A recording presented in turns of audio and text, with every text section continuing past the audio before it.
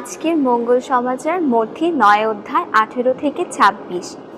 যিশু যখন এই সব কথা বলছিলেন তখন একজন ইহুদি সমাজ নেতা তার কাছে এসে প্রণত হয়ে বললেন, আমার মেয়েটি এই মাত্র মারা গেছে, আপনি এসে তার গায়ে একবার হাত রাখুন, তাহলে সে নিশ্চয়ই বেঁচে উঠবে। যিশু তখনই উঠে তার সঙ্গে চললেন, শিষ্যেরাও তাদের সঙ্গে গেলেন।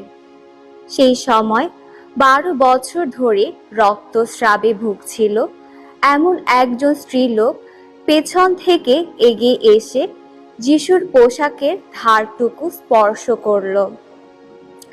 সে তখন মনে মনে ভাবছিল, ওর পোশাকটিও স্পর্শ করতে পারলে আমি ভালো হয়ে উঠব।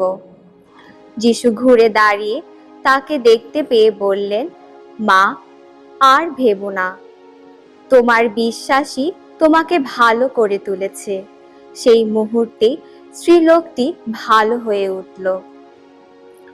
যিশু সেই সমাজ নেতার বাড়িতে পৌঁছে দেখতে পেলেন সেখানে বাঁশি বাজিয়েরা রয়েছে আর লোকেরা হইচই করে ভিড় করছে। তিনি তখন বললেন, তোমরা এখান থেকে চলে যাও, মেয়েটি তো মারা যায়নি, ও তো ঘুমাচ্ছে। কিন্তু তারা তাকে ব্যঙ্গ করে নানা বক্তব্য করতে লাগলো। ওই সব লোকদের তখন সেখান থেকে বের করে দেয়া হলো।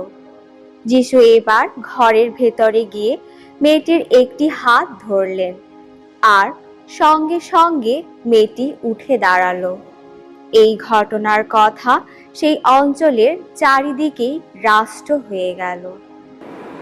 প্রভুর মঙ্গল সমাচার।